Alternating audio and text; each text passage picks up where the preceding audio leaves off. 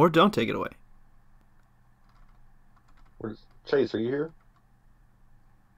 Where is he? Hold on.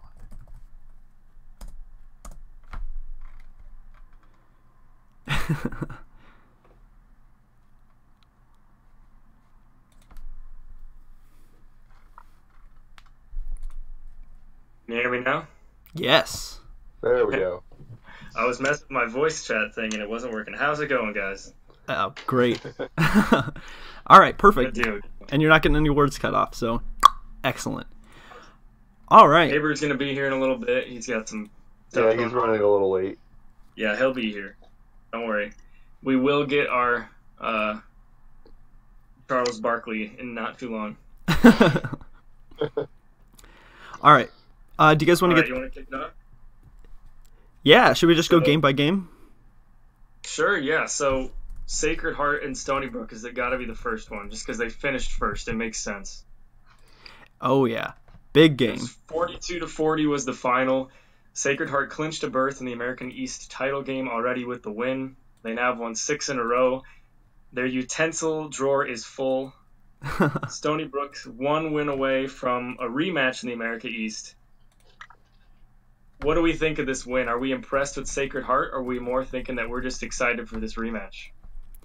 I don't know. I'm really impressed with Sacred Heart, to be honest. I was pretty low on them early because I was like, American East, I don't know if that's going to be a quality conference. But they've really showed up to just be that team that overwhelms them all and says, hey, you know what? I am the best, and you can't deny me a playoff berth. I'm coming for you. Yeah, I mean, 6 in a row, it's really hard to deny. They have yet to lose in conference, and they proved against the best team in conference that they could get it done. Yeah. Stony Brook is a quality opponent.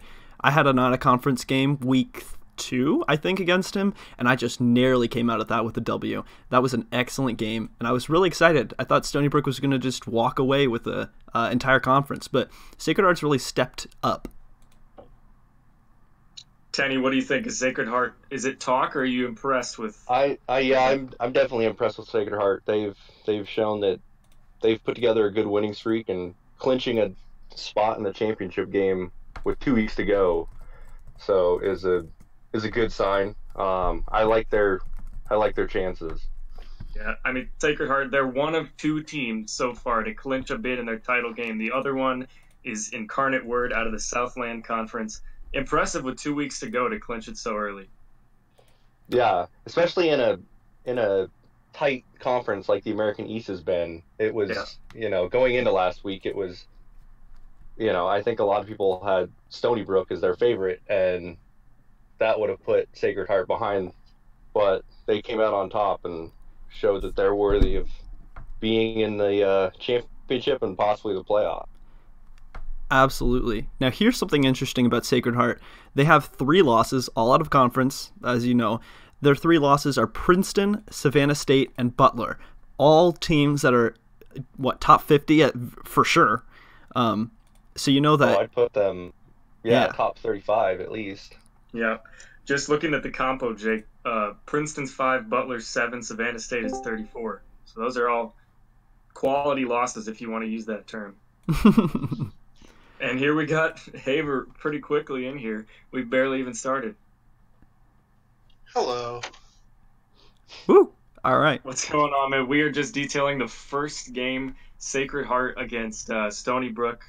What are your thoughts on the Men of the Heart getting to 6-0 and clinching a berth in the America East? Yeah, I mean, that's huge for that conference. I think that conference has a very limited spots with how much they're going to be going into playoffs, and I think that's a huge win for the Men of Heart, and seeing that message everywhere. It may have been annoying, but good for him. I think it was a really good win, good tough win. I think it shows that he's definitely a threat in the playoffs to come off with some huge wins.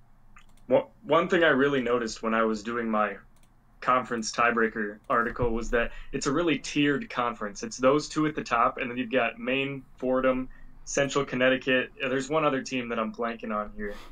And then you've got the bottom, like Bryant, Holy Cross, Albany.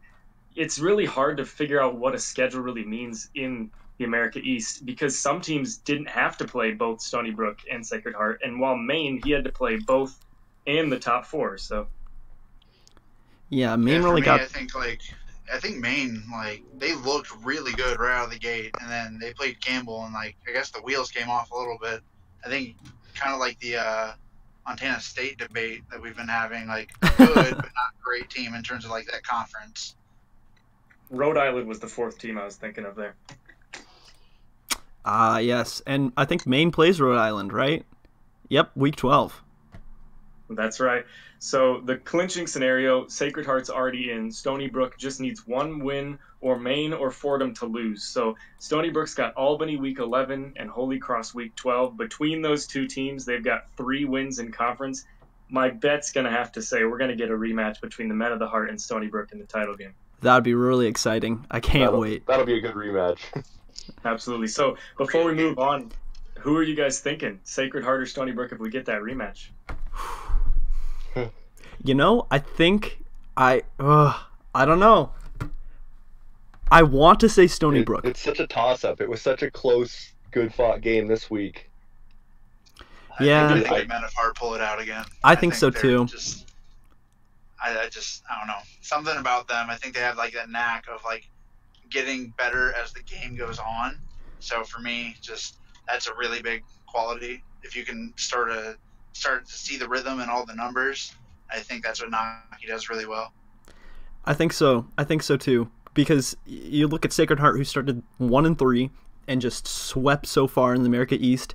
They look like a team that has learned from their mistakes and been able to make up for it and come out on top. And a 40-42 game means that Sacred Heart definitely made some mistakes. So any of those, I think he'll need out, and we might see a wider margin there if they rematch.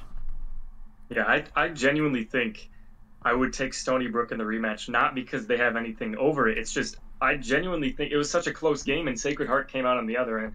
Stony Brook and Sacred Heart have basically identical, not resumes, but like a path to this game. Sacred Heart and Stony Brook both started 1-3, and they won all their games up to that game. They're head-to-head. And so it was exciting to see them get all the way there. I think there's no way we don't have a rematch, and I'd probably take Stony Brook in the rematch. That's interesting. Tanny, what do you think? Yeah, I think if I have to pick somebody, I'm going to pick Stony Brook just because they fought well, and like you said, it was a close game, and Sacred Heart just happened to come out on top. But I like their chances in a rematch to get some redemption and get that automatic spot into the playoffs. Do we want to move on to Yale against Brown? Yeah, let's stay in the East, but not too far away. That's right. This was a big one. Number 8 Brown falling to Yale 43-42. With this, Yale jumps up to second in the Ivy, and they control their destiny to make the conference championship game. This is one crazy conference, and I must say 4 weeks ago I did not see Dartmouth and Yale controlling their destinies. Who's your favorite to win this conference, guys? I think it's Princeton. I don't even think that they are in position to control their own destiny. I just think that conference is so chaotic right now that I think they're good enough to win their last 2, and for the teams ahead of them just to slip up one time. It's stupid conference. Well, here's the thing. If Dartmouth and Yale, week 12, so not next week, but the week after, they have Penn and they have Harvard, respectively. So those are 2 teams that tend to just kind of roll over. And I think, Yale beat Penn, so did Dartmouth, and Yale beat Harvard already. So these are teams that have already beat those guys. So I think if Brown and if Dartmouth and Yale win this coming week against Brown and Columbia, it'll be really tough for Princeton to get in because he's going to need at least one of them to take an L. So that's right. I'm calling my shot, man. It's a bold take. I don't think it's too bold. They're so good top to bottom. Like that's one thing about like the Big Sky versus Ivy. Big Sky is really, really top heavy. But like whenever you get to the bottom of it, it's Weber, SUU, who are like not great, but like Ivy League is just so good top to bottom. It's very true. And Columbia is definitely Columbia's in the race. Like I was gonna say Columbia and Brown at the beginning of conference play. I thought that they were up there with Princeton as some of the top ones, but they've fallen off of the pace a bit, and I don't really see either of them making the conference championship. I think Princeton has a shot of making it, but even if they don't, I like them to make the deepest run in the playoffs. They to me look like the best team. I do too.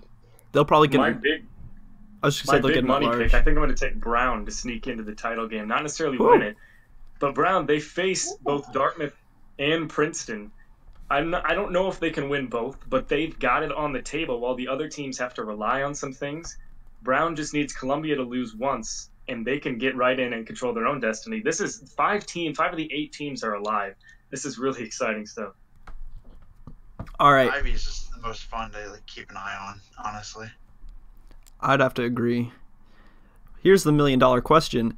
Dartmouth, Yale, Princeton walk into a back alley. Only one's going to come out. Who do you got? It's not necessarily a 3-way football game, but if your favorite out of those, if your 2 favorite out of those 3 fight, who do you think is coming out with a W? Dartmouth has the head-to-head of both of them, but I don't know if they can do it again. Yeah, it's hard to repeat in the Ivy. Dartmouth's really good, man. They're really good. I played him in scrimmage and I crushed him, but I can tell he understood what was going on in the game, and he's kind of been quiet about it. We haven't really talked about him that much, but I think he's making the good run here. I think he comes out with it, but I still have a lot of faith in Princeton. I think they're a really, really good team. They're just getting stronger as a. I like it. We will definitely get onto the Ivy talk later when we talk about the conference title races, which are heating up. Tenny, you might want to tune out for this next one, as number 15 San Diego took down number 6 Idaho State 60-34. Zan managed a season-high 60 points in this impressive cross-divisional win. Is San Diego now your Big Sky South favorite in that heated matchup down there with 4 teams alive? I don't know, man. Big Sky South is such a mess. The last 2 weeks are going to be so fun to look at, though. I'm going to be updating scores it's coming to my phone or something like that. I'm going to keep checking those threads, but I don't know. San Diego, they're so awkward to just try to predict on what they're going to do. You don't have any idea. And then Cal Poly's got the new coach. UC Davis, silent killer, but they're kind of hanging in there. It's just a mess. Yeah, San Diego's always kind of been my favorite to win the South. They had that slip up against, what was it, Portland State, where they lost pretty bad. But ever since then, he's been putting up points like it's nobody's business. And obviously he put up 60 on Idaho State this last week, which hurt. But he definitely knows what he's doing. Yeah, I've always compared him to the the FCS version of Western Kentucky. Puts up a ton of points, gives up a ton, but doesn't matter. He's going to put up at least 30 every game, and that's still pretty good if you're getting 30 every game. Yeah, I was going to say he has yet to put up fewer than 26 points this season. Wow. He's gone 50, 55, and 60 the last 3 weeks. Woo. And the rest of his schedule is Sac State and Cal Poly. Sac State, I feel like he can also put up a lot of points. That will be a high-scoring affair. But Cal Poly, we'll see how that defense shapes up. Yeah, new coach and everything, but yeah, we didn't see it with Eastern Washington, but we've seen it with a lot of other teams. They can step into a big program and fill those shoes. That Week 12 matchup has to be it's probably not game day because we're already done with the Big Sky game days, it seems, but San Diego, Cal Poly, pretty much to decide the South.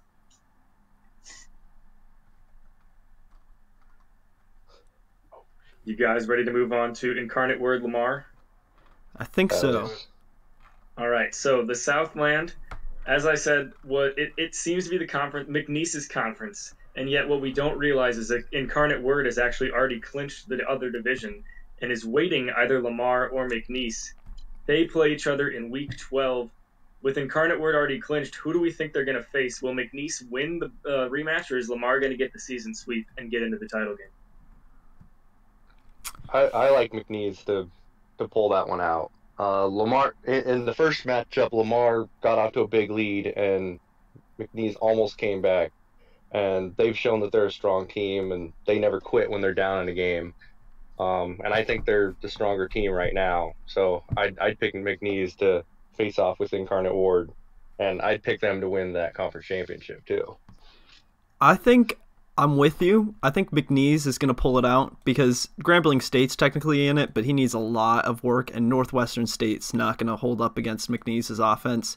And all McNeese has to do is get to that Lamar game, and he may have slipped up in that first game, but I think you're right. I think he'll correct those mistakes and take it, but I don't think he'll win the championship. I would take between Incarnate Word and McNeese State. I think Incarnate Word would use those opportunities, maybe areas where McNeese State doesn't realize that he slips up because he hasn't played.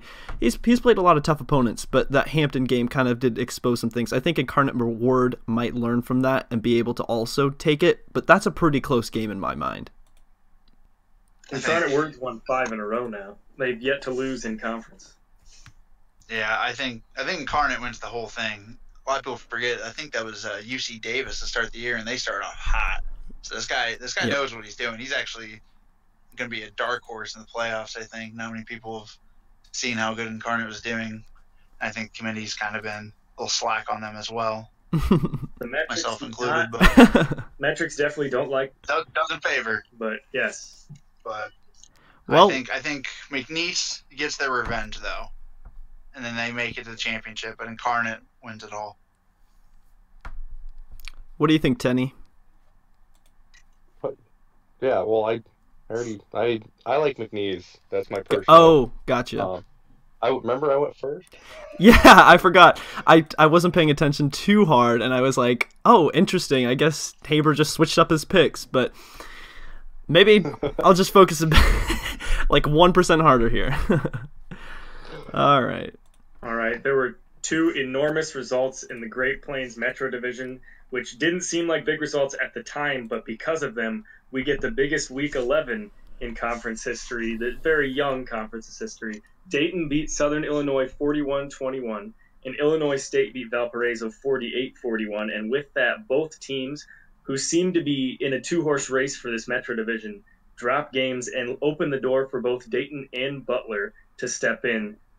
Guys, this has been what I've been vying for the last 2 weeks. I would love a joint game day for these 2 games because basically the 2 winners are set up for success to try and win this division. What do you make of this whole mess of the Great Plains Conference Metro?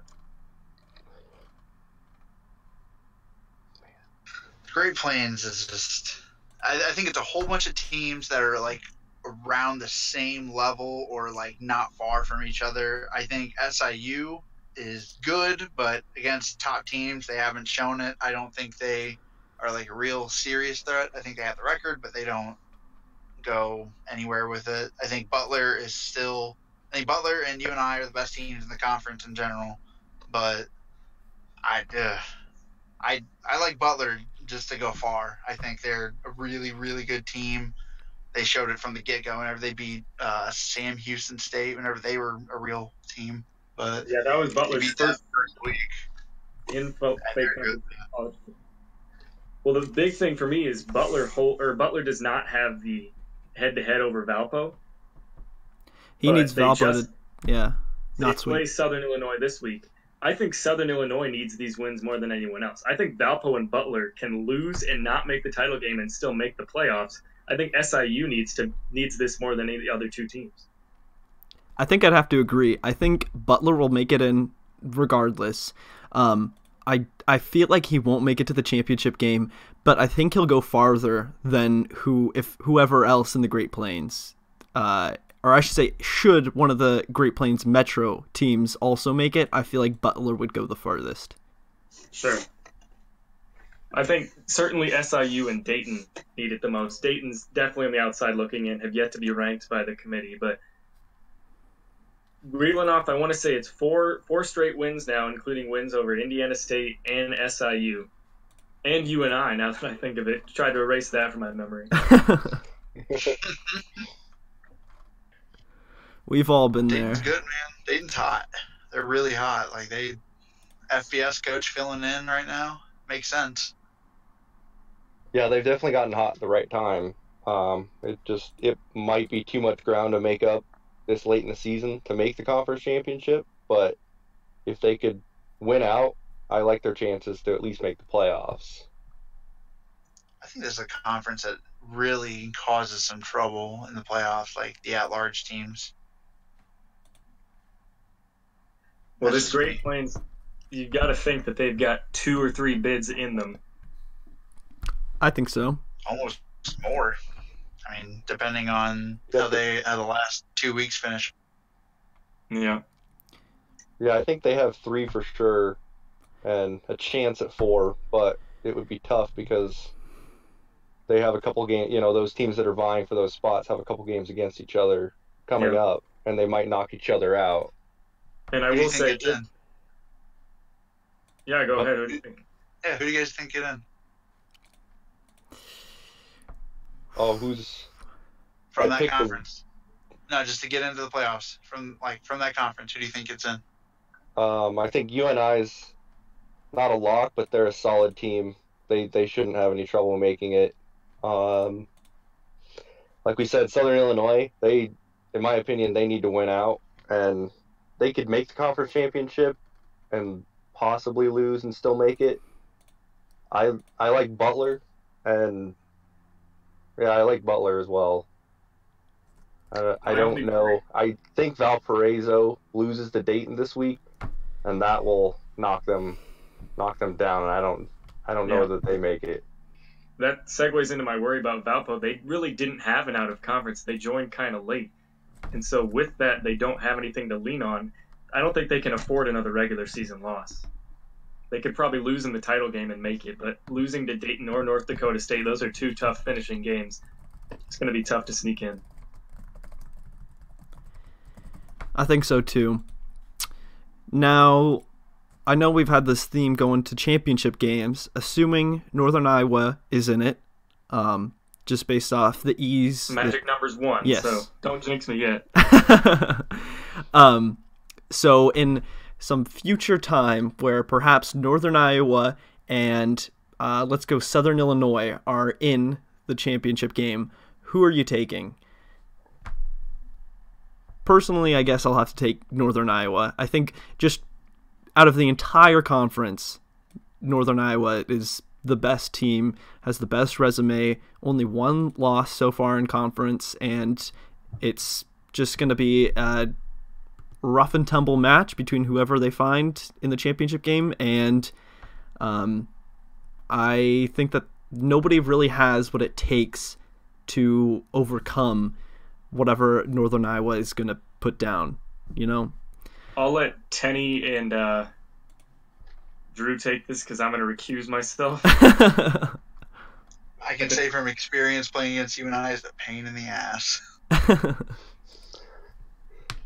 Down 17 in the 4th, that dude, he made me feel helpless at one point during that game. So I think UNI can beat pretty much anyone as long as they're on it.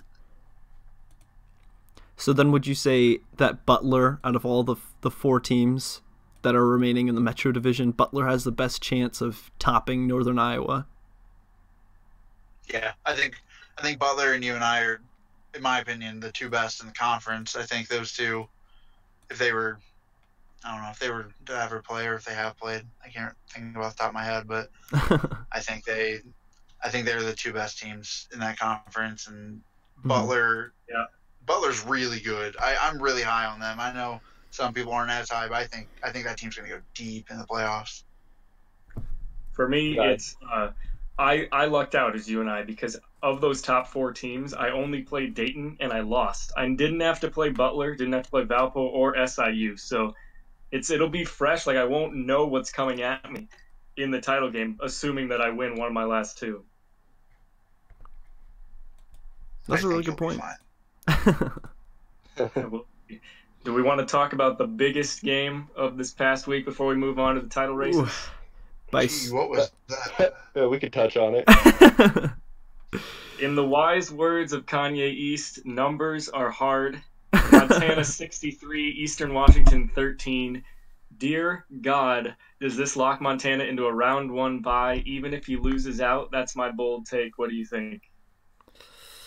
Yeah, I'm right there with you. I think if Montana gets by Weber this week, I'd put him as a lock to be the number 1 overall seed, unless he loses the conference championship to Cal Poly. That would be the one team that could knock him off because they're right there behind him. But yeah, Montana's a strong team.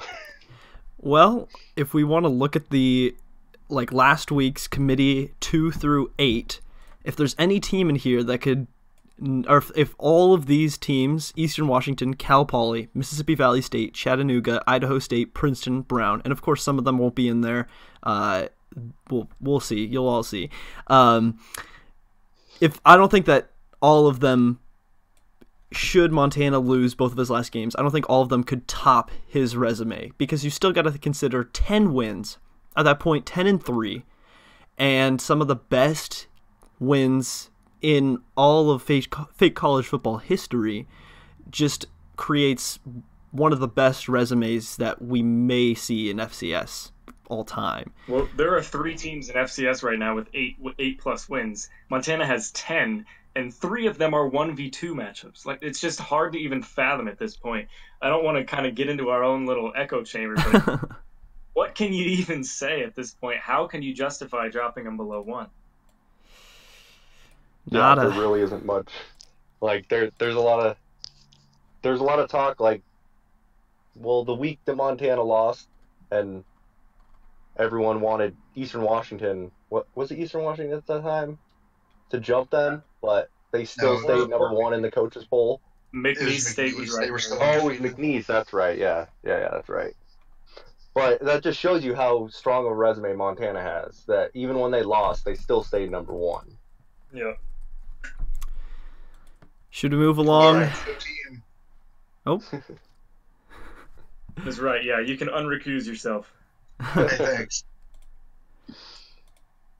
Do we want to invite our good, dear friend, Hampton, onto the pod?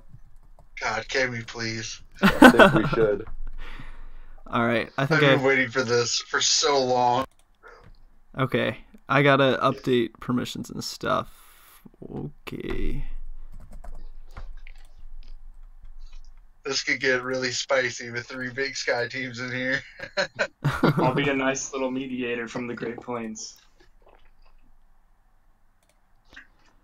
All right. He should be able to talk now. If he can, yeah. I don't know if he... The plan was that he would. I didn't know if he wanted to still, but... Oh, gotcha. Yeah. Now the entirety of FCS is going to ping the man. Lord help him.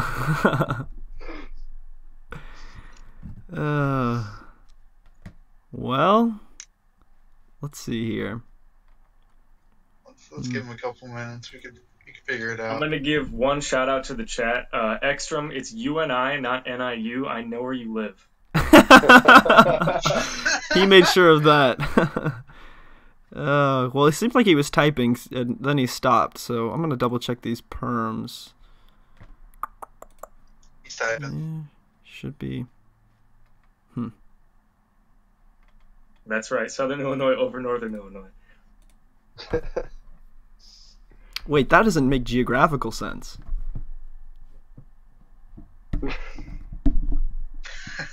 Yeah, your map's upside down.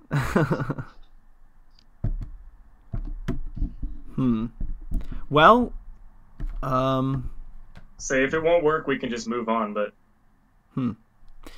Well, we could just move on, and then if he does join... Yeah, we'll catch him bring him in. Or we'll, yeah. Okay. Right on. All right, I saw him pop up. He's trying to talk, I think, but it's just not going through. Oh, yeah, he's trying to talk. I think you've got your thing on mute. You've got to unmute yourself. So you're automatically muted. So I see the green circle, that was the thing. Yeah, I'm seeing the green circle too. He might be in server mute is what Skarmory says. Might be in server mute. Interesting.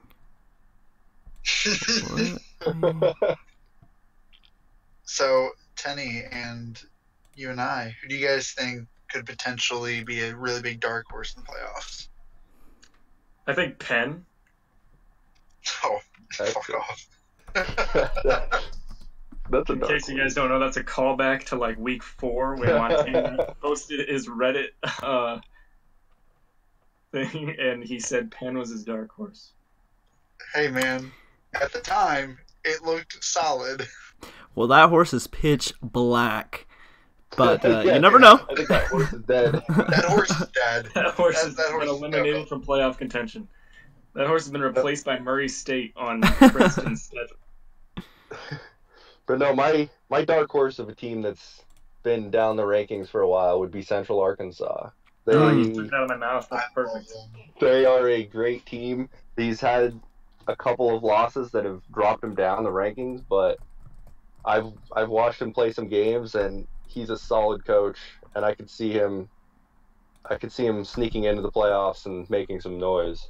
I was gonna say Central Arkansas was the team that beat me by the most. Out of my 3 losses, he beat me by 14, and I never led in that one.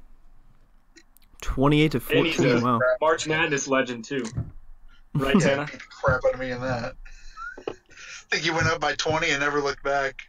You kept saying, like, well, fuck you threes. Well, we're gonna get Central Arkansas versus Mississippi Valley State, so that's gonna be a really good matchup to watch. That will be a great game. That's the thing for me.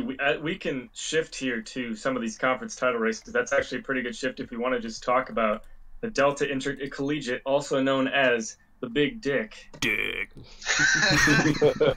So great every time you say it. MVSU at this point is 1 win away from clinching their division, which also includes Southeast Missouri and Central Arkansas. This is the loaded side of the dick. This is the bigger ball on this side. Central Arkansas has a goddamn hill to climb if they want to make it to the championship game. But I agree with you guys. Even if they don't make the title game, if they can beat MVSU, I think they can sneak their way into the playoffs based just on resume alone. Southeast Missouri's right there as well. And Montana's dreaded best friend on the other side, Eastern Kentucky. What do we make of God, them please no. if they can sneak Please into no. the title game and knock off I want MVSU? no part of them. I want absolutely no part of that team. Eastern Kentucky or Central Arkansas?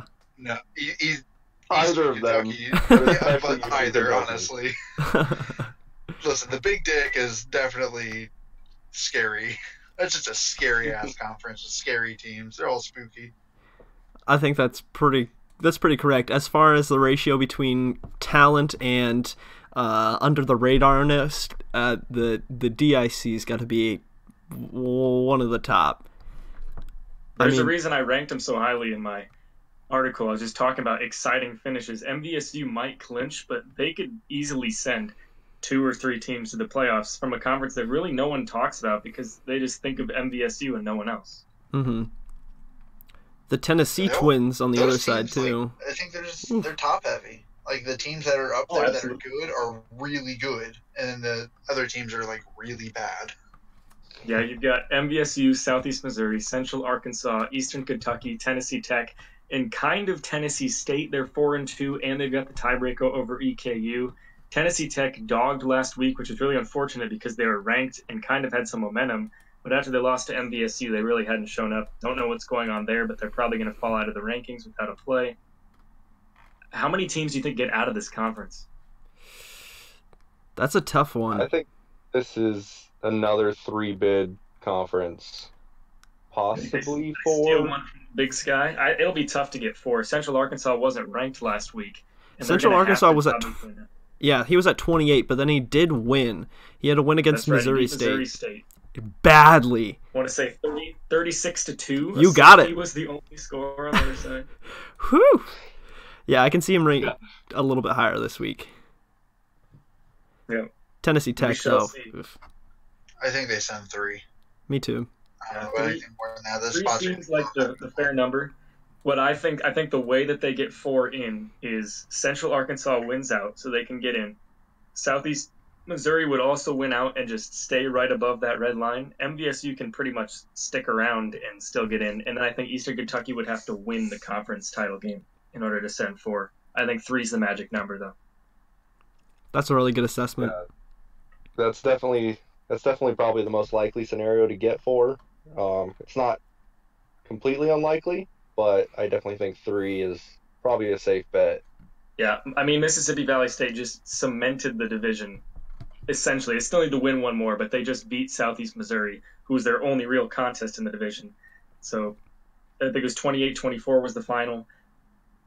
It makes sense that they're winning the division. They beaten all the teams that they have. MVSU, he just posted in the chat. It was the last second when I totally forgot about that, to be honest. I see their score and I'm just like, oh yeah, they won again. We've just gotten so used to them winning every week and just staying high in the rankings. Which is crazy because I think after one of their losses, whenever they were top 5, they dropped hard. People did not respect them after that. And he just kept on winning. And now he's back here. Well, wasn't that the loss to Chattanooga? And at the time, I don't think at the time it didn't look great. Yeah, at the time it didn't look good, but that's another team that has come on strong late in the season. Absolutely. Oh, we lost Alcorn. Dropped hard. That was the one. Yeah, the bad. Yeah, Alcorn State dropped, but the Chattanooga was the first game for both of them, I believe, and now both of them are in the top 10, close to the top 5. That's right. Yep, Chattanooga was the opener. Chattanooga's good, man. They're like another spooky team. Yes. You Dartmouth? All right. I guess that's sort of an inside joke. I accidentally talked about Dartmouth. Oh, that's right. Yes. Instead of Chattanooga he earlier. called Chattanooga Dartmouth because it was. They're both wonky. Oh yeah. Yeah, they're both like the same thing, basically. Same place in the country. All right. So, do we want to talk? We've kind of briefly touched on the Ivy. Which conference do we want to dive into here? We've got plenty on the slate. The Mid-Atlantic one is the one Hampton is in. They need one win in order to clinch, but the rest of that conference is just a tire fire. It seems every single week there's at least 2 or 3 dogs. There were 4 last week. There's just no one in this conference but Hampton. Does that help their resume? I mean, they have yet to lose in conference, but they got that vital win against McNeese simply because of a dog. Me personally, I know whenever I look at them in the rankings and I'm like making my votes or whatever, I see Hampton's resume and like just still doesn't stick out. Yeah, they beat McNeese and that's a good win, but like we still don't really know how good both of them are because both of them haven't really played top teams. I mean, Hampton played San Diego and lost, but like besides that, I don't think either team is really that battle tested. So I still think they're really hard to judge. I don't think it helps them at all that they're in a really bad conference. But I mean, outside of getting that auto bid, I guess. But yeah, you know, they'll be. I could see that if they keep winning out and they have a good record and they get a decent seed, I could see them getting dropped out like first round by like some lower tier team just because they're not battle tested. To me, the Hampton McNeese game, that was both teams' best opponent on the season so far in terms of rankings. And so both teams needed that win. Hampton jumps up the rankings at 7-2, undefeated in conference. It makes sense. McNeese fell like a rock because everyone saw that their one chance was blown in. It was either I think it was double overtime. Hampton went for 2 and got it. It was such a close game, and yet they dropped like a rock. I think both teams are solid, and I think both teams are going to end up in the playoffs. McNeese has a much tougher road, obviously. Hampton's got that auto bid almost locked up. It's hard to judge them, man. It really is. Like, I don't think they're bad teams by any means, but I don't think that they're proven. Yeah, they're hurt by their conferences because they don't have any strong teams in their conference, and they can win every week, but until they get that signature win, which Hampton got against McNeese, but we don't really know how signature of a win that is. Exactly, Yeah. and that's what I mean. Like McNeese, we'll find out a lot more about, which could in turn help us learn a thing or two about Hampton. Like if McNeese were to win out and beat Incarnate, then that win looks a lot better, and you can make a case that Hampton is a legitimate team, like a legitimately good title contesting team. But until then, I'm still kind of, I guess, passive about their chances. We've gotten a request to talk about the Atlantic Sun, which we really have not touched on other than just briefly mentioning Chattanooga. The Mocs are 6-0 in this conference. They need one more win against ETSU, and they lock it up. ETSU is right behind them, 1 game back. Jacksonville State is 2 games back with a much tougher road to try and get there. The crazy part is the South, where Mercer is 3-3, yet owns the right to get to the title game if they win out. Campbell has now been eliminated from title contention. How does this hurt their playoff race, and what does Campbell have to do to get back? I don't think they come back, and it's not like I don't know. They haven't played anyone. The teams that they did play that were decent, they lost to. Their schedule's not nearly strong enough. They lost all their good teams that they could have boosted their resume with, and no conference win. Definitely, I think that sees them out. They're going to be the hard luck loser. They'll probably be like a first 4-out team. They'll have a decent record, but at the end of the day, if you don't beat anyone that's even in the playoff race, how are we supposed to expect you to do anything in playoffs? What about a convincing win against Jacksonville State week 12, and then I don't think they can play a week 13 game, but that's their best shot at showing the committee what they can do. I think they have to blow the doors off of Mercer and Jacksonville State. Mercer's likely in the title game. Jacksonville State is right above them. They got shellacked by Stetson, and I think that hurts. If it's a 1-point loss, I think the committee can afford some leeway, but it hurts to catch a rematch against Stetson and then lose the second leg so badly. That coach change really is going to come back and haunt him, which is unfortunate, but it's just the way the cookie crumbles in this scenario. I think what he really got the tough draw is the North Division has Chattanooga, East Tennessee State, and Campbell, while the South Division doesn't have a single team that's played every single week. Well, Mercer has, but they're 500. Campbell would be top of the division if they were down there, but they are in the tougher division. Yeah, and Campbell plays them next week. Yeah, it's just if those divisions were shaken up a bit more evenly, obviously there's no way to tell when they're set up who's going to be better. But it's a tough draw to get picked into a North Division like that. There we go. Hampton, welcome. Oh, yeah. Let's go. We got him. Oh, yeah. All right, guys. Do we have a big, hard-hitting question to start out with, or do we just want to hear 20 minutes of it? Y'all be talking crazy. Well, let's discuss. It's just nice little. First off, how's it going? How have you enjoyed fake college football? How was your day? It's good, man. I love it. I wasn't expecting to have as much fun as I do, and luckily, I'm not in any position to be fired because I spend too much time during the workday making spreadsheets and charts and graphs and. Good deal. I think you can speak for pretty much everyone when you say that. Like when you sign up on that sign up sheet, no one was expecting this sort of community in the FCS. I mean, 10, 11 weeks in, it's really impressive. We've got 20 people listening right now. Yeah, just about. I mean, you don't expect to have such strong emotions towards someone that you've never seen before. I've hated grown men for no reason other than the number that I felt was too close to my life. That's too true. So what are your thoughts? So now we've got someone that we can put a voice to the name. Oh, yeah. What are your thoughts on your conference being drawn into a less than stellar, but still a playable conference? Like you've still got people that you're playing week in, week out. It's just the numbers, the metrics don't like them as much. How do you deal with that on the inside of the conference? I mean, you could look at it one of two ways. You could say either the conference has a problem and the talent's not there and people aren't showing up, or you can say the tsunami that is Hampton showed up, and then everyone else felt like there was something better they needed to do with their lives. And I use the second explanation personally. That's a great way to look at it. I figured you would.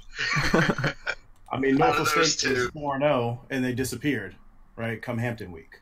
Georgetown. That's exactly how I thought when I was looking at this. I see Norfolk State is the only team that can challenge them in this division. Where the hell are they? They got swept by the tsunami. Or the mental tsunami. On the way.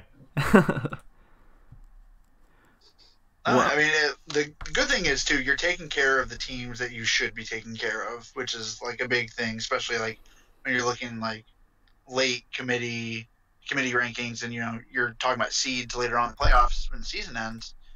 As long as you're taking care of your business, like, it doesn't matter. You keep winning, you get in. That's all you got to do. Just get into playoffs. Yeah, and that's the great thing about the FCS, right? You're going to get a shot if you win your conference. Absolutely. Yep. Speaking of which, it looks like Lafayette is the closest team, or is the team that you'll probably end up seeing in the championship game. What do you have to say about them? Nothing. Nothing. I mean, no. It's not even disrespectful. I try to take it 1 week at a time. Mm-hmm. So when that game comes, I'm gonna go and I'm gonna get all their plays, and I'm gonna put them into the engine, mm-hmm. and we're gonna see what comes out. Smart. Can you talk about, like, your process going into your game week? Besides, like, obviously you don't have to go into too much detail about, like, what metrics you use. Well, there's two ways I play the game personally.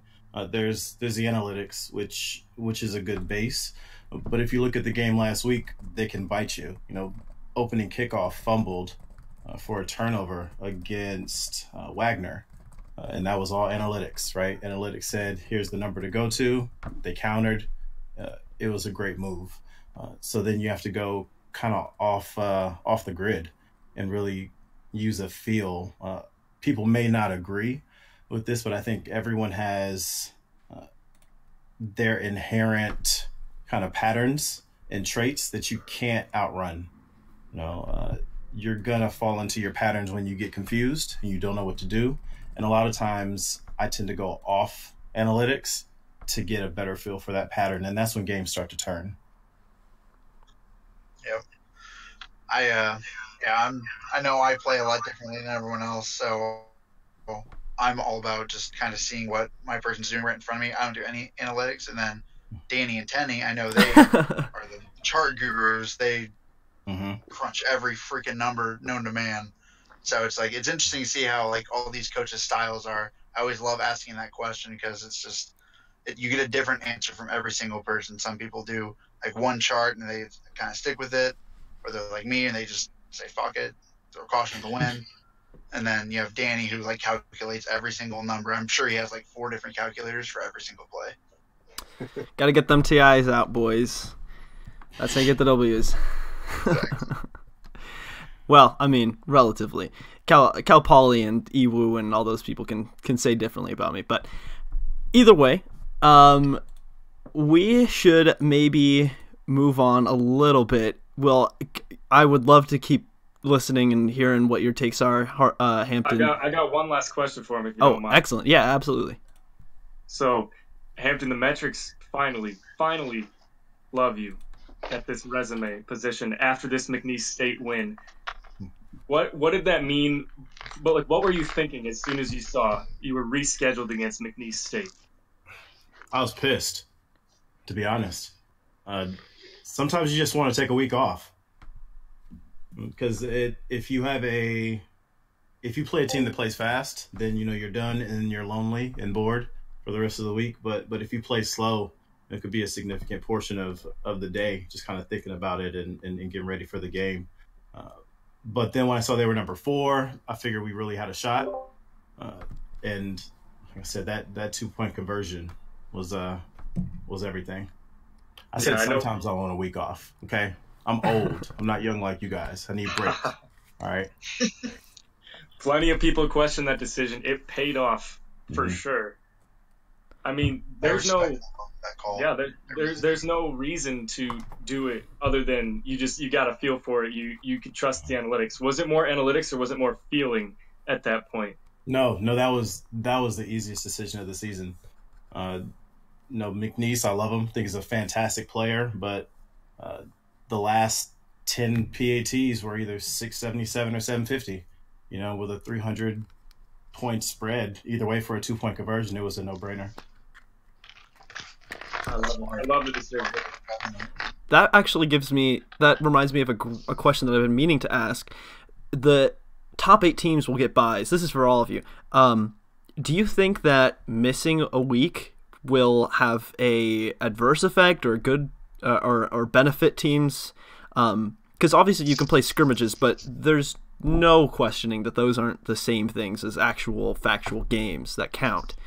So what are you guys' take on that? And those are 2 real-life weeks, too. And if you miss your conference title game, you could be sitting for a month. It's very true.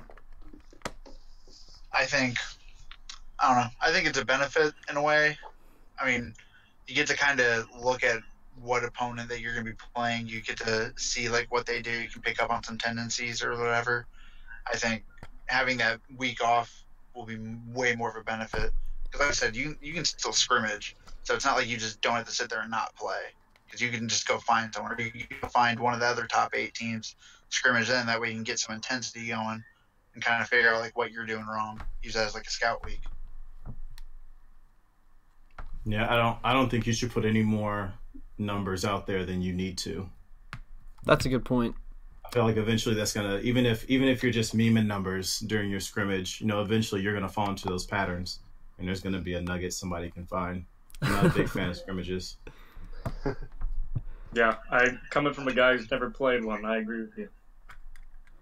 So another question then is, what would you consider to be a successful season? What, at the end of the day, at the end of the season, when you're no longer in contention for the conference or for the FCS championship, what do you need to have done to be like, that was a successful season? Or have you already achieved that? I'm sorry, when will I not be in contention for the FCS championship? No, I'm just saying. After you win it, of course. It's already been a success, right? Anytime you take over a team, you want to have that, what I call a benefit of the doubt, right? And I think Hampton against anyone, it's not an automatic W for the other team, right? There's that reputation behind it already. So this season, I would already consider it a success if we win the Mid-Atlantic, which it looks like we got a good shot to do. So I have a personal question. Everyone knows about your love for the Big Sky. I want to know some opinions. Who do you think are the legitimate teams out of that conference, and do you think that there anyone in there that can beat you? I mean, one already has. So, I mean, not clown, I joke, but I mean, San Diego won fair and square. Right. So they're the only ones with a real argument. No, but I like Montana. I like Cal Poly. Eastern Washington, I love you to death, man, but I think that 1-2 win is a fluke. It's not the same coach, not the same mind. No, I agree. It definitely means a lot less than what I wanted it to mean. Mm-hmm. And I'll be the first one to say that. After it was over, after halfway through the first quarter, I had my foot off the pedal the whole time and I was still scoring. It's just, I wish that old coach stayed, and it's definitely not the same Eastern Washington. I won't favor them in playoffs if they keep playing like that at all. So I think they're definitely a team that's not nearly as good as what their resume says. No, and I haven't seen much of Idaho State. So, I see we got 4 really, really strong teams, 2 in the North, 2 in the South. That's a good conference. Do I think they should get 4 buys in the playoffs? Absolutely not. But, that's another conversation. Why not have it? If you're all the best, why not? Come fight for it, right? Let the champions have it. Want to go against you? We've actually won something. Hey, whenever you have to fit that many good teams in one conference, it doesn't mean that we're bad. I want to know against you, and that's a guy that still is competing with 3 other teams just to get to their division title.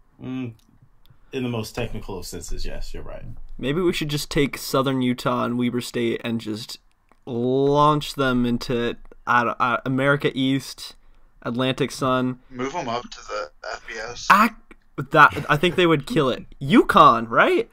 Wasn't it Weber State who almost beat UConn? Or was that Southern Utah? One of them. One of the Utahs. Yeah, Weaver took UConn all the way down to the wire. Number 7, UConn, I think. That's actually Jake's favorite to make it to the championship, too. Ooh. Jake, you might want to reconsider. I'm sorry.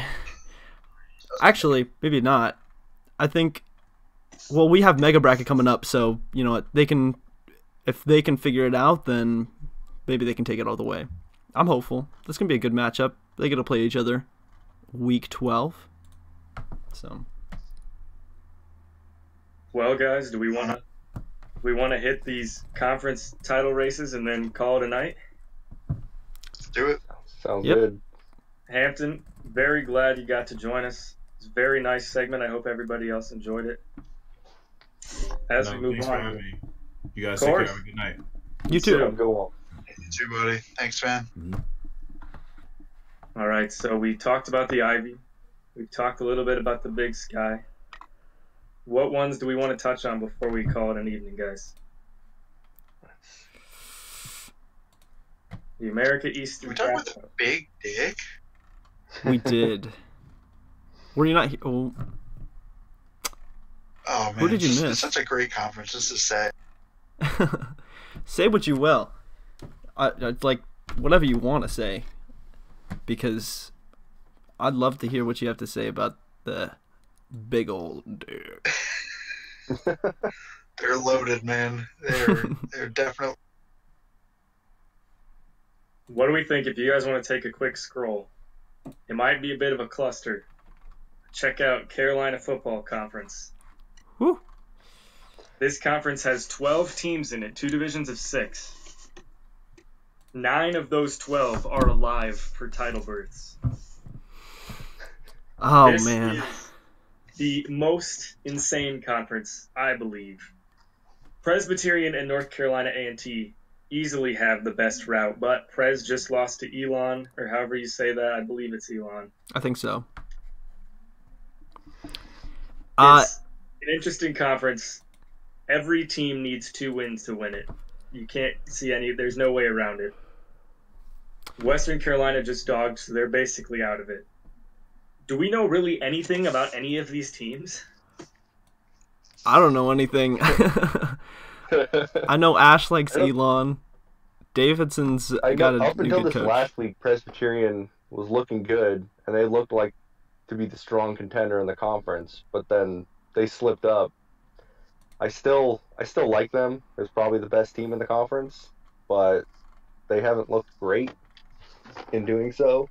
And I do know that they're going to be going with the offensive coordinator, defensive coordinator roles coming this next week, which should be interesting. That is very interesting. We haven't seen that since like 2v2s.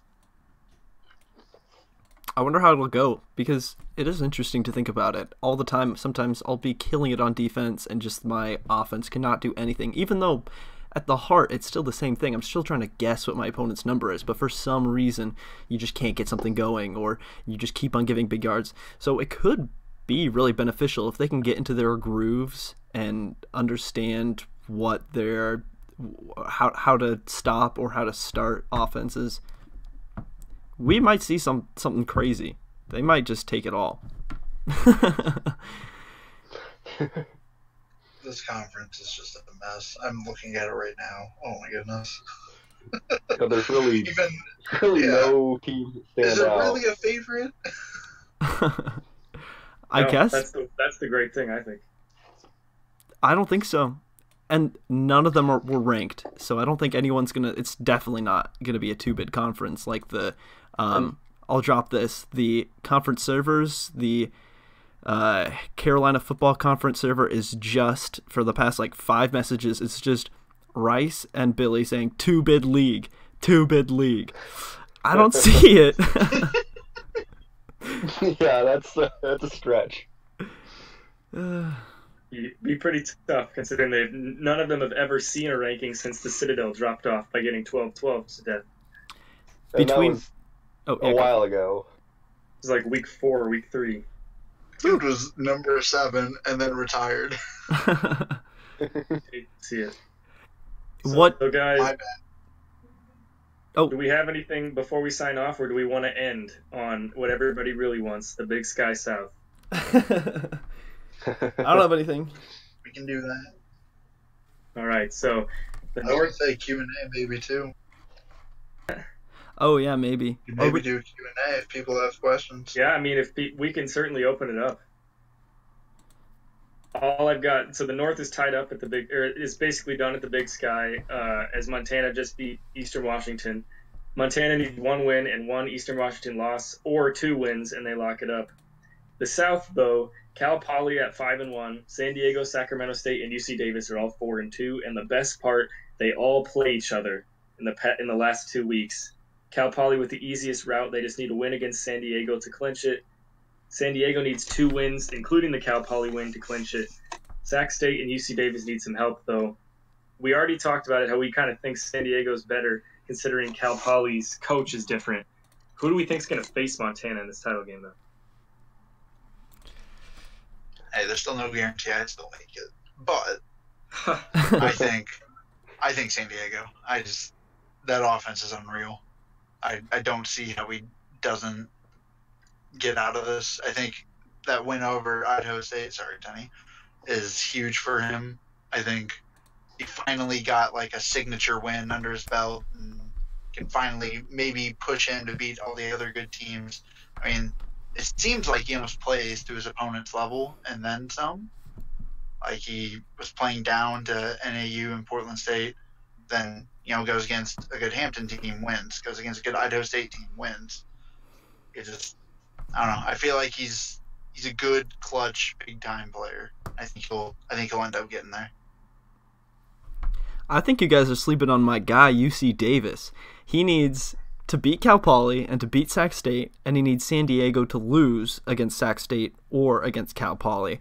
And, I mean, it's not easy, obviously, but nobody's got an easy path here. But if he can beat Cal Poly, then I feel like he can take Sac State. It's just going to come down to whether San Diego slips up or not. I would agree that I think my dark horse pick here, the UC Davis Aggies, are they're going to need some help, but I don't think it's out of the question, and I'm rooting for them. And it has nothing to do with the fact that I beat them. I don't know. UC Davis, I think their 2 or 3 losses are all against like the only good teams they've played so far. It's kind of one of those, they beat all the teams that they should, but didn't come up against the big boys like they should have. Mm-hmm. Do we want to do Q&As now? I've got a couple pinned. All right. So the first pin coming from number 12 Dartmouth. Yale versus Dartmouth rematch, assuming they make it to the title game, which they both control their destiny. Who wins that rematch and gets the auto bid out of the Ivy? Calling anything in the Ivy is just awful. That is true. We can call back to Penn. I said, yeah, Tenny, if you want to go first with your pick.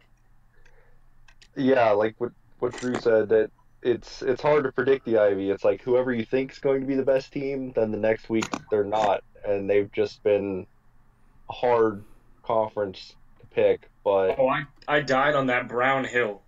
I wanted them to do so well, and they lost back to back. But if I had to pick one, I'd like Dartmouth's chances of winning that rematch with Yale. I can't really tell you exactly why, but I like them. Have you guys seen? I think Dartmouth has shown that they're the most talented team, but I don't know, Yale. Something about Yale just really makes me think that they're going to win that game. I don't know how or why. Just Yale seems like they're a very hot team right now. What do you guys? I could easily see them winning that. What do you guys know about Yale coaching changes? I don't think it's been the whole same coach all the way through. I think the Yale's old in coach chat. was like 0-4, 0-3, but the new guy has come up clutch in like almost all of his games. So that means what was the record when you joined? It was 1-2. I want to say it was 1-3. 1-2. Okay. Yeah. South Dakota State won, lost to Southern, lost to Princeton. Then, starting week 4, beat Albany, beat Penn, lost to Cornell, beat Princeton, which was a rematch that they came up on top by a lot, 41-13. Beat Harvard, lost to Dartmouth, close game, 27-29, and then obviously we know just beat Brown by 1 point. Close games, except for Harvard and Princeton. Have you guys seen Always Sunny in Philadelphia? Or at least I love it. Yeah. The episode where Charlie cuts the brakes and yells wild card and jumps out, that's Yale to me in the Ivy.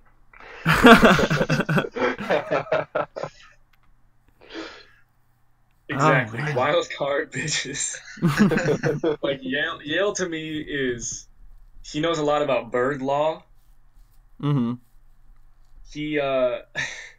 He can lose to Cornell and North Dakota State and whoever, but oh no, Dartmouth's real name is Charlie. We got a dox in the chat. His favorite hobby is magnets. He really likes milk steak. But okay, yes, I would like Yale in a rematch. Simply, it's just hard to beat a team twice. We saw it with Yale and Princeton; they split, even though one of them was the actual matchup in the Ivy. Mm-hmm. We saw the Stetson Campbell thing. We're going to see Lamar and McNeese play again. Rematches are tough. I think so. We have Dartmouth next week is going to play Brown, whom Yale just narrowly beat, and Yale's going to play Columbia, who Dartmouth lost to earlier in the season. If Yale comes out with a W and Dartmouth comes out with an L, then I'm going to take Yale. I think that just signals to me that Yale's is hot, you know? And otherwise, I think this one's going to go Dartmouth's way. I think they've got an easier... Might move on to the next pin. Yeah. So, Danny, you got a question specifically. Oh, boy. Okay. Quite frankly, I am not sure, because if you look at my schedule, I lost to Mississippi Valley State, right? And it wasn't a very close game.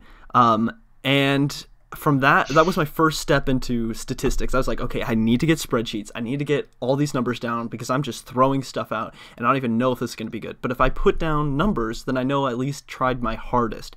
And if I didn't win... And you do not check the chat. I'm just letting you know. Don't check it. Okay, all right. I'm I'm avoiding that. Beat UC Davis, beat Idaho. Really what it takes is calming down. I think I would have lost a lot worse to Mississippi Valley State if I had just chugged on through. But I think I just took breaks after giving up touchdowns and said, you know what, I need to just mentally step off this game, rethink. Otherwise, I'm going to get stuck in my own little whirlpool of thought and probably stick to tendencies that would be exposed. And that sort of helped. So I think just taking breaks helps.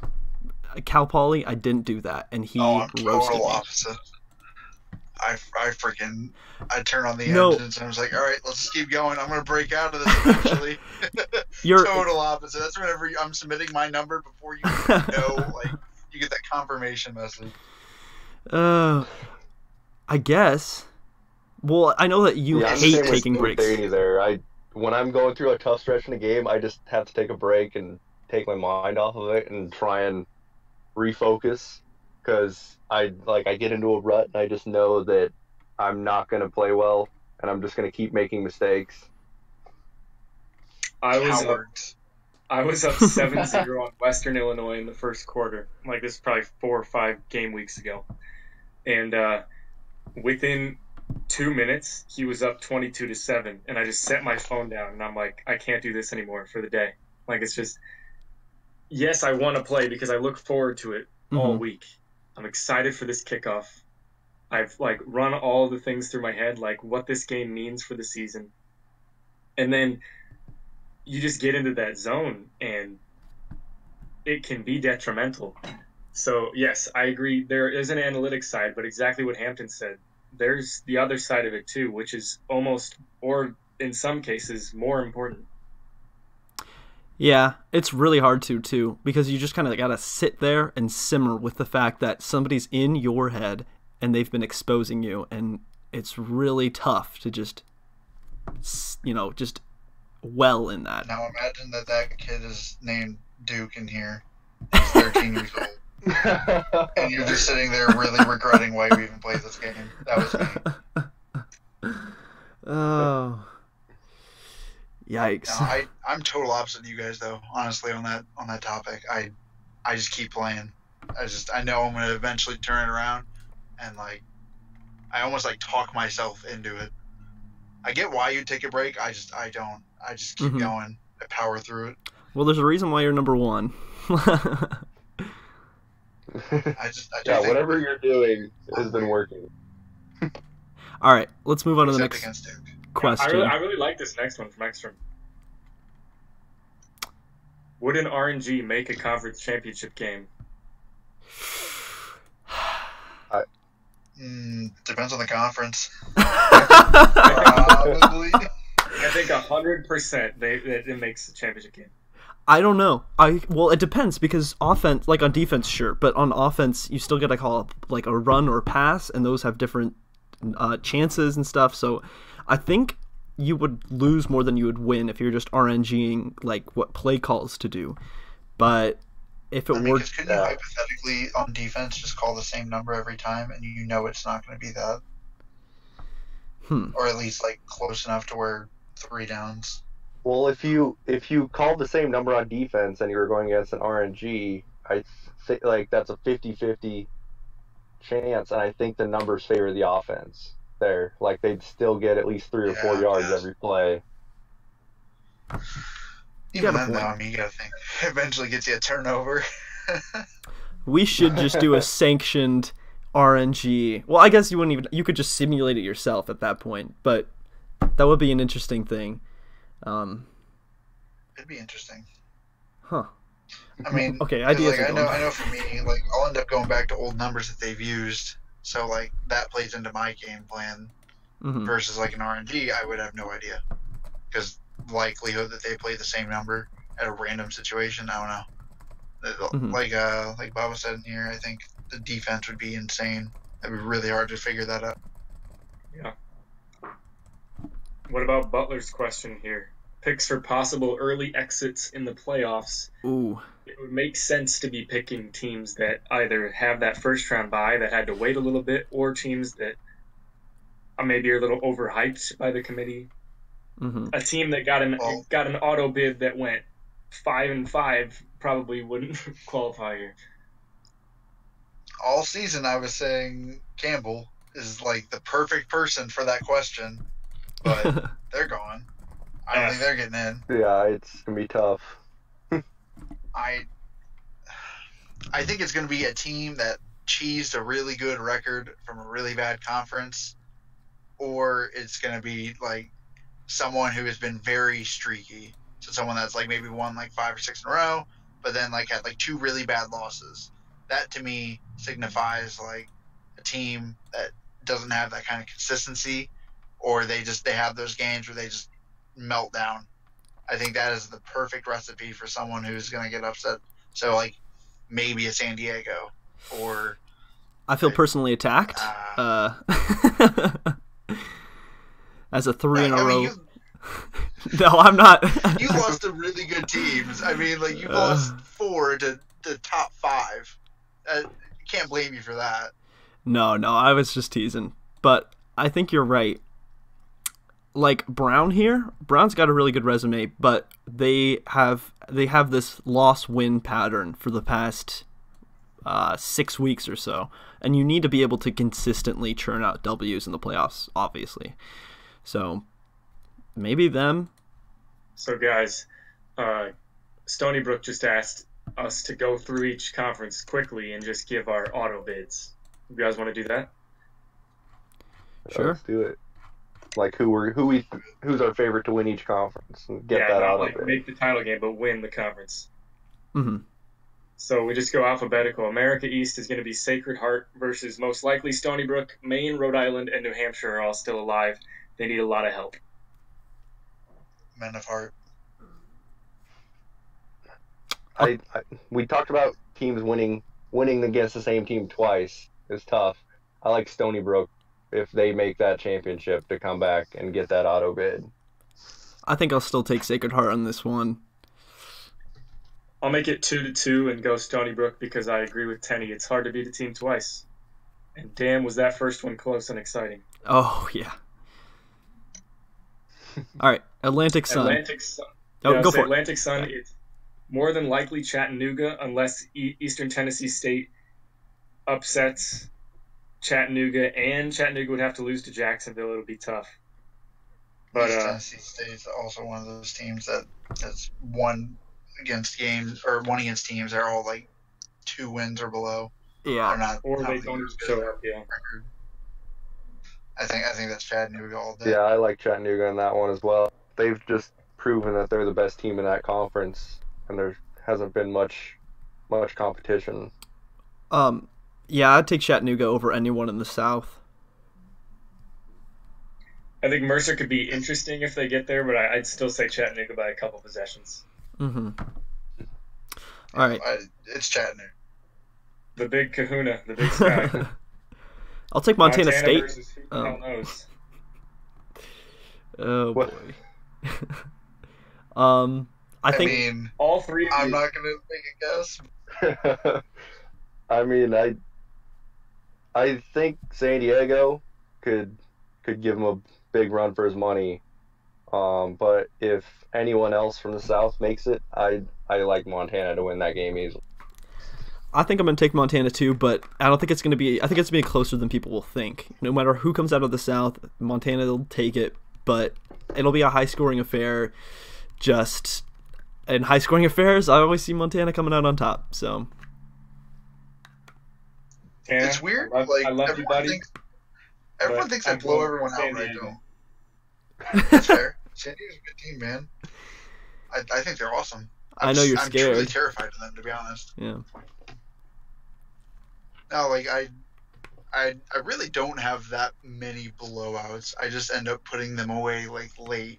Like I score a lot of garbage time touchdowns, but a lot of my games are really close. You could have just Like, stopped for the and most said you part. score a lot of garbage touchdowns. True. 12-12. Woo. All right, let's move on to Carolina.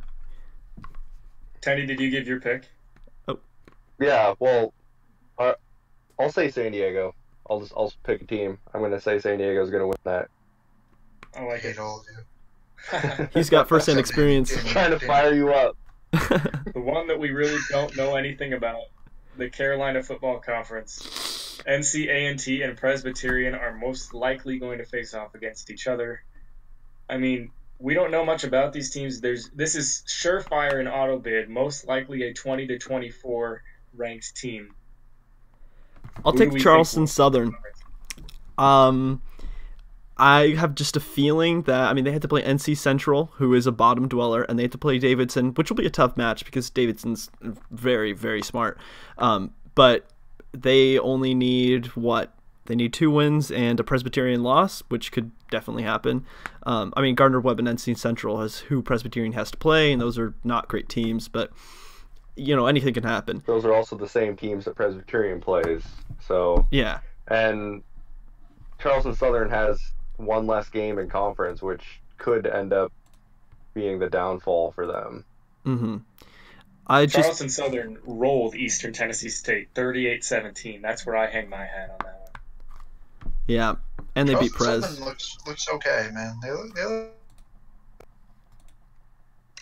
Yeah, I'd say if Charleston Southern gets there, I would pick them. I still think NCA&T probably wins, but Mm-hmm. well, like I said, I don't know a lot about any of these teams. Me either. Yeah, that's the problem. All right, the Colonial here. I don't think we've talked about the Colonial at all. I don't think so. No, I was gonna mention it earlier, but it sucks because the Delaware State James Madison game happened 2 weeks too early. The South is basically decided, as Delaware State beat James Madison in a battle of 2 undefeated teams in the conference, and so Delaware State just needs one more win. They face Richmond, who dogged last week, and Delaware, who has 0 conference wins. So it's looking like it's going to be the Hornets to lose. Youngstown State was the old William and Mary, so they've got a shot. If they win out, they are in. Villanova's right there. They're active, and they play an interesting game, but they get to play that head-to-head against Youngstown State. I know nothing about Morgan State, and yet they're leading the conference or leading the division. It's tough because, I mean, let me just say, I'm stunned at what James Madison has been doing. Like, they came out of the gate so hot, but even still, they're surprisingly well, 4-1 record in conference.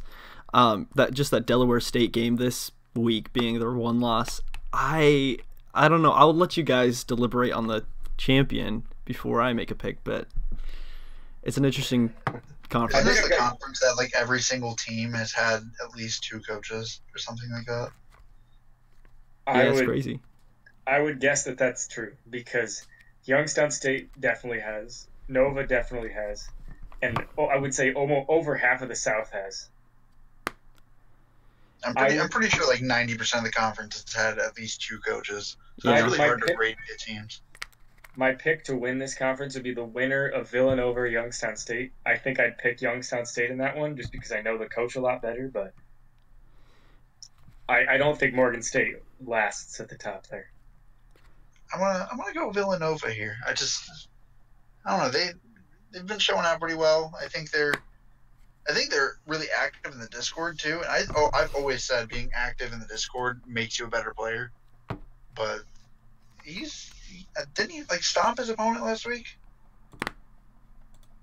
I didn't keep up the game all that much, but I think I kept seeing like his score just keep going up and up and up. Villanova won 31-6 against Youngstown State. Yeah. I got Villanova in that one. That's a good pick. I guess I'll pick chalk and go Delaware State. Yeah, I mean, they've yet to lose. That makes even more sense. Yeah, I think they look like a hot team, and in a conference where you don't really know anything about any of the coaches, I'll take the team that has the easiest road to the championship game. But I'm not very confident about that decision. You want to go down to the dick? That's not something you hear every day. All right. MVSU's got to be the odds-on favorite here. Eastern Kentucky's right there, though. If that's a matchup in the conference championship game, all eyes have to be on that one. That will be a huge conference championship game. As good as Mississippi Valley's been all year, Eastern Kentucky is just a tough team to deal with. They have flown up the points scored leaderboard since getting their new coach, and they can hang 80 on you without a problem. Yeah, that's true. Yeah, I would have to say EKU might be my favorite to win this, even though I think MVSU could lose the title game and still manage to get like an 8, 9, or 10. I think Eastern Kentucky could win this conference. MVSU just has a fantastic resume. I think MVSU makes it out of there alive. I think they win that. I really do. I think I'd take MVSU if Eastern Kentucky gets snaked from if they keep their coaches. If these 2 coaches face off in the championship game, I will I would pick Eastern Kentucky. Otherwise, MVSU all the way. I mean, I guess it's pretty obvious. A new coach is probably going to get smashed, as Eastern Washington we've seen before. But yeah,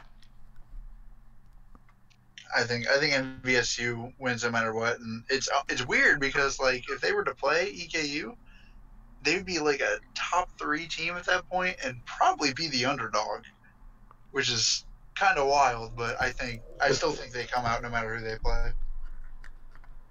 That's a good point. It'll also mean more for MVSU if these 2 coaches meet. Hashtag it just means more.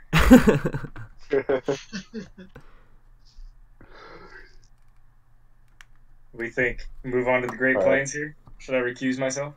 This is a fun conference. I like how we went from... You're telling me, man. I am sitting back in my chair, and I'm so fucking ready for Week 11 Metro. Me too.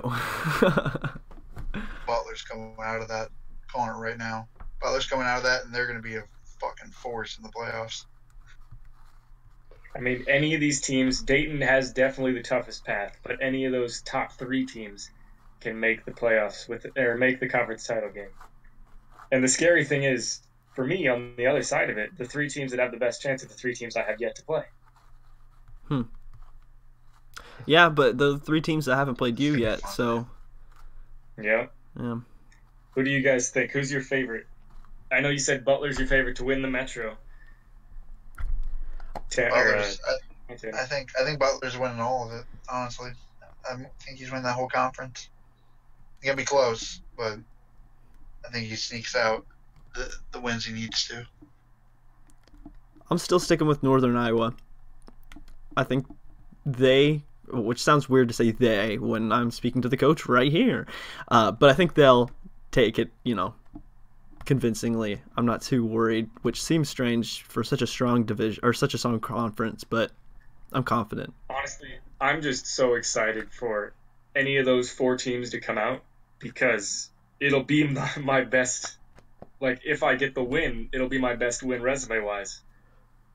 That's the only reason why I didn't pick you and I. Just against the big teams, they fall just short. So it's like all 3 I want to see it. I want to see it before I call it. Yep. All 3 losses are to top 25.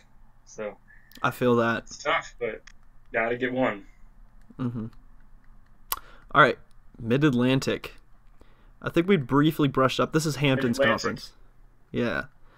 Yeah, I just don't. There's no chance that Hampton loses the division. I don't know anything about Lafayette, but I'll pull up their team sheet while you guys talk about it. Yeah, I think Hampton. I mean, it'd take a Herculean effort for anyone else than Hampton and Lafayette to make that game. Hampton's gonna steamroll through the rest of this. Gonna get Lafayette in their first game against their toughest opponent by far lost by 7 to UC Davis. Since then, they've only played 2 teams in the top 50. They're 1-1. Interesting. Yeah, they just lost last week to Marist, 23-10. Yeah, I'm seeing that here. Then I really am taking Hampton. Yeah, Hampton's. It would be a massive upset if they do not win that conference. Yep. So, question then, real quick. If Hampton were to lose that conference title game, does he get the at-large? Are we assuming that he wins out? Assuming he wins out. Yes. Assuming he wins out, but then loses conference champ. I think so. If he wins out, yeah, he'll be. To me, if there were no conference championship game and he went 9-2 and then just ended the season, he's a lock for the playoffs. Forcing him to play that last game, I don't think should be an insane punishment. Mm. Yeah, because you're still going up against. I just wanted to see. I guess too. Like at that point, only 3 losses would be still pretty phenomenal. Yeah. All right. Moving on. 2 left. The Southland. This is McNeese's to lose, or so it seemed. They might not even make the title game. That Week 12 game is enormous. Incarnate. You got an Incarnate word? It's Incarnate. I think Incarnate will actually go far. Like I said, they were UC Davis to start the year, and UC Davis is nasty. They looked like a real threat. And who did Davis take over in FCS? Kent State. That's right. That dude's silent in here, man. He just goes in, gambles at Vegas, and then just goes about his business. He actually was. If I hadn't signed up for Montana State as fast as I had, he said he was gonna take that school. He was bummed. But either way, I think he's a really great coach. I think he'll take it. Lots of experience, and he's played some tough guys up in FBS, so he's got the experience for big games. I think that'll be the edge. Yeah, I'm gonna pick Incarnate as well. I don't love Lamar or McNeese. Like they've won some games. Well, Lamar started off terrible and got hot in conference play, but has since cooled off a bit. And McNeese, just the one big game they had against Hampton, ended up losing. And like you said, Incarnate has some experience, is on a hot win streak. They're 5-0 in conference, and I like them to take that. I've got whoever wins the Louisiana division between Lamar and McNeese. I think they win it. Lamar or Incarnate Word barely sneaked past Lamar is 44-41, and I like McNeese to win the second round against Lamar and then beat Incarnate Word in the title game. I know that it took a lot of comebacks to get where they were, and then they ended up finally losing those last two. But I still think that they're a playoff caliber team, and I think they'll prove it with these last 3 weeks.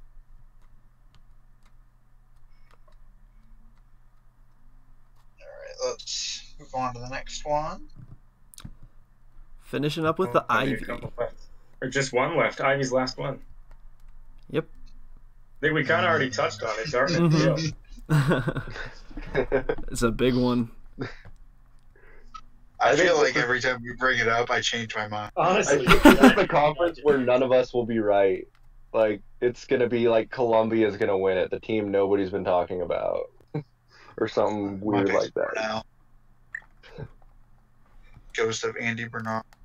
Yeah. oh my god, he's going to punch a hole through the wall.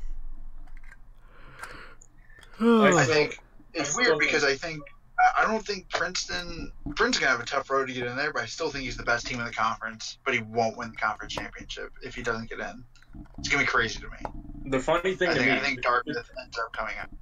the two teams that have the easiest path to make the title game are Yale, who is not ranked, and Dartmouth, who's 12th. Princeton, Columbia, Brown are 7, 8, and 9. That's pretty wild. Goes to show what an out-of-conference schedule can really do to you. Yeah. Well, Brown and Brown's Columbia, about to take that hit. yeah, with a loss And to they Yale. lose.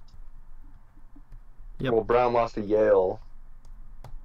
Yep, and Princeton beat Columbia, so we're going to see him even higher, probably. But, At that yeah. point, would you almost rank Dartmouth ahead of Princeton? Just because of the head-to-head? That's a tough one. Tough resume. I mean, I think Princeton has a better resume, but Dartmouth has the head-to-head. Yeah. You see the case either way. Mm-hmm. All right, is this a wrap-up here? I think so. It's been an hour and a half. Looks Yeah, like a little people are longer winding than we down. intended, but we kept a good amount of people around. Mm-hmm. I guess to answer Dartmouth's question, yeah, it's a lot easier without that undefeated chip on my shoulder, but that's literally the one person on my schedule I didn't want to lose to, so I'm kind of taking that on everyone else. Or not Dartmouth, I guess. NBSU might be. Yeah. All right. All right. Yeah, All right. Is this where we wrap up, boys? let's do I it. think so. Mm-hmm. Thanks for joining us in the very first one. I'm excited if this is going to become a weekly deal. Me too. Yeah. I mean, good turnout. We'll see how everyone else feels about it. All right, Ekstrom, I'll punch your address into Google Maps. I'll see you in like 4 hours. I'm probably going to go back to the other voice chat just to chill if anyone wants to do Yeah, it. join All it. right. We'll go over to General, and if anyone wants to come talk. let's All talk. right. Well, thank you for Do it. tuning in, and good It's fun. night, Go FCS. good evening. Yes, go FCS. FCS over FBS, just remember that. All right. And scene. Take care.